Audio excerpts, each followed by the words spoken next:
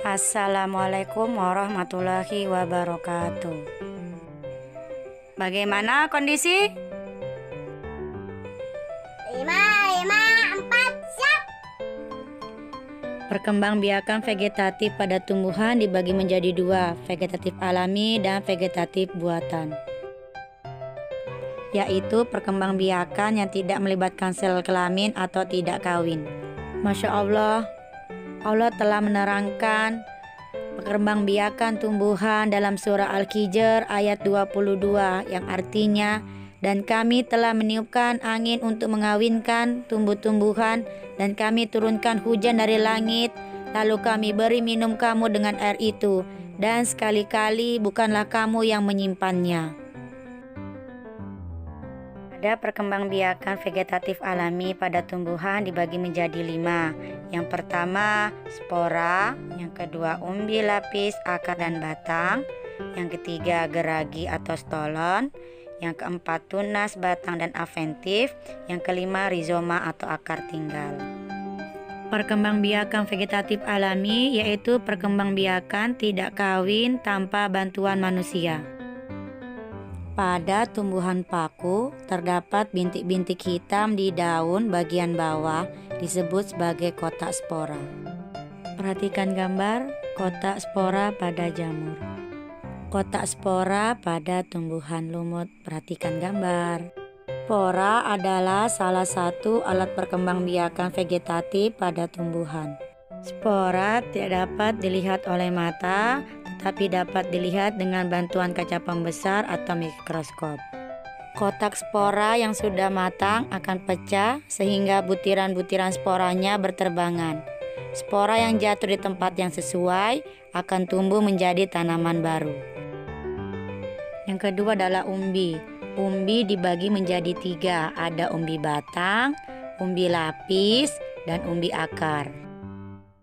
Yang pertama umbi batang. Umbi batang adalah batang yang tumbuh di dalam tanah dan ujungnya menggelembung menjadi umbi.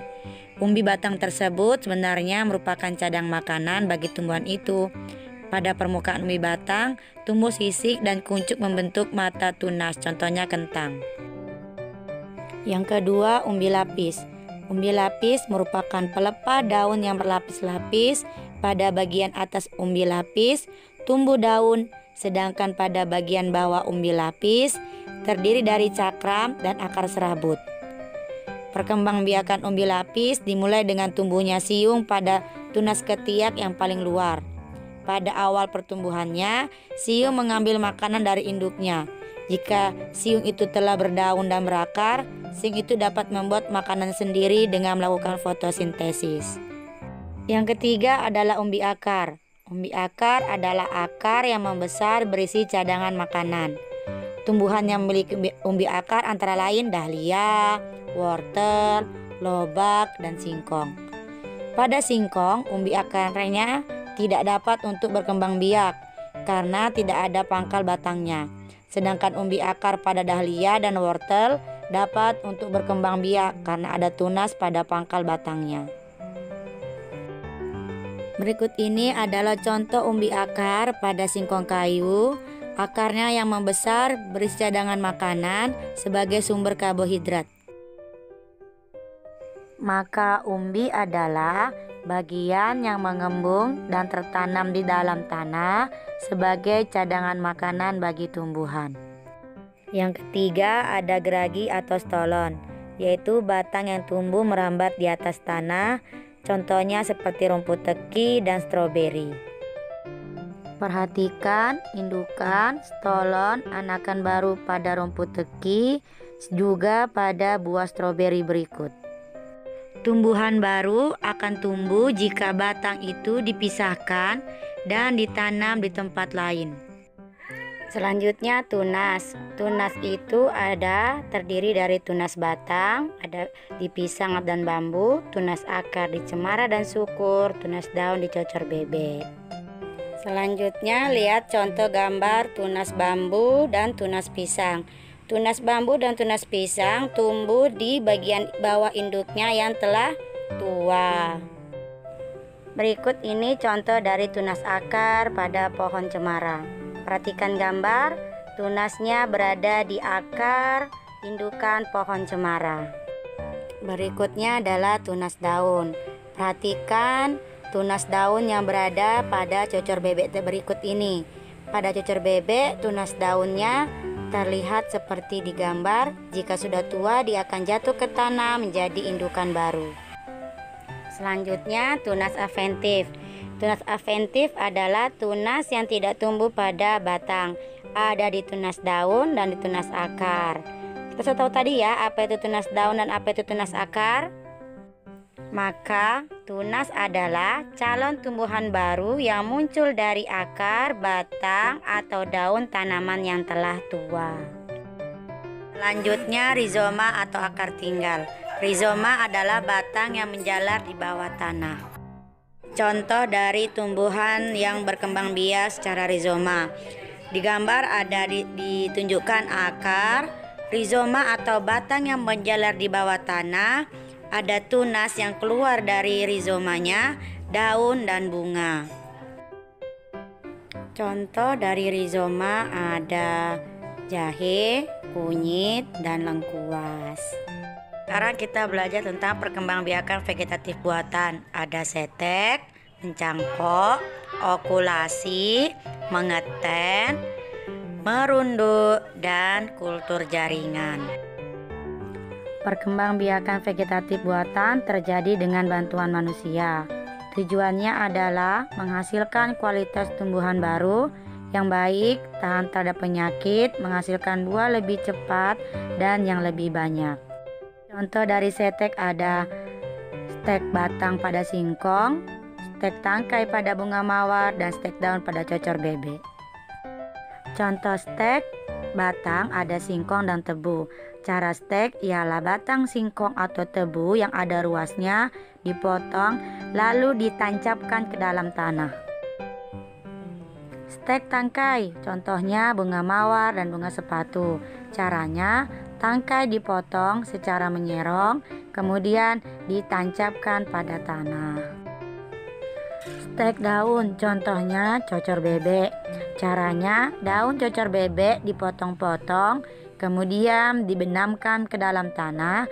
Setelah beberapa hari, pada daun akan tumbuh akar. Mencangkok hanya dapat dilakukan pada tumbuhan berbiji dua, belah atau dikotil. Contohnya di jambu, jeruk, mangga, rambutan, dan lain-lain. Cara mencangkok, bersihkan batang pohon dari kulit dan kambium secara melingkar, kira-kira 5 cm. Kemudian ditutup dengan tanah yang subur dan dibungkus dengan plastik, sabut kelapa, dan disiram secara teratur. Jika cangkokan sudah tumbuh akar, maka cangkokan itu siap dipotong dan siap untuk ditanam ke dalam tanah. Keuntungan mencangkok ada tanaman baru akan cepat besar, cepat berbuah, dan mempunyai sifat sama dengan induknya. Okulasi atau menempel bertujuan menggabungkan sifat-sifat tumbuhan yang baik dari dua tumbuhan yang sejenis.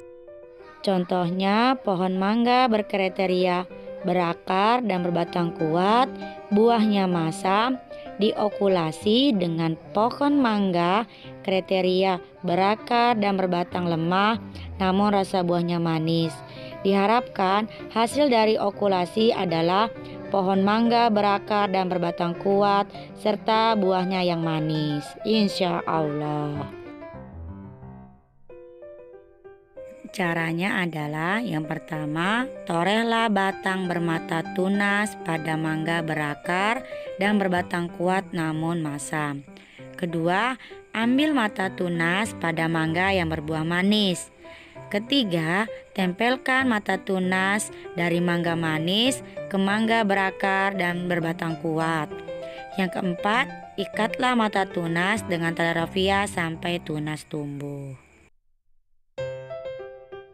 Mengeten atau menyambung adalah perkembangbiakan tumbuhan dengan cara menggabungkan dua tanaman yang sejenis. Tujuannya adalah untuk memperoleh tanaman baru dengan sifat-sifat lebih baik. Contoh mengeten ada di tomat dengan terong, durian dengan elai, dan lain-lain. Merunduk merupakan perkembangbiakan yang dilakukan dengan cara menyentuhkan ranting atau cabang pada tanah kemudian menimbunnya. Pada batang yang ditimbun diharapkan menghasilkan akar. Setelah tumbuh akar, bagian tertimbun itu dapat dipisahkan dari induknya.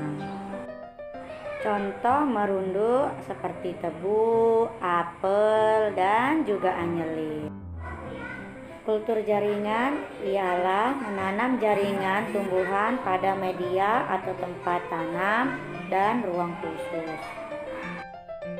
Kultur jaringan banyak memerlukan biaya karena yang pertama, media tanam dilengkapi dengan makanan yang dibutuhkan tumbuhan.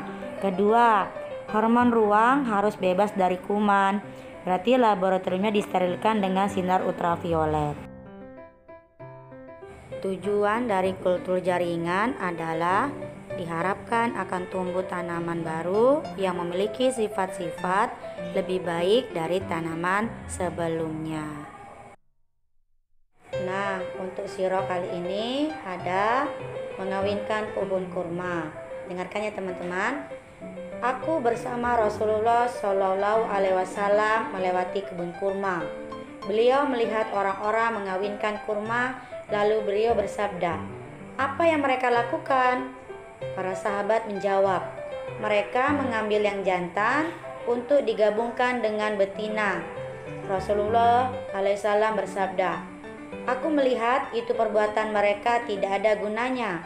Ternyata perkataan Nabi Muhammad sampai ke telinga para perkebun kurma hingga mereka pulang tanpa mengawinkan kurma, sehingga hasil panen mereka gagal. Akhirnya kabar itu sampai ke Nabi Muhammad. Beliau lalu bersabda, "Oke, sironya sampai sini dulu. Nanti kita lanjutkan di materi perkembangbiakan secara generatif. Semangat belajar teman-teman." Alhamdulillah, cukup sampai di sini dulu penjelasan Ustazah Arafah mengenai perkembangbiakan tumbuhan secara vegetatif. Assalamualaikum warahmatullahi wabarakatuh.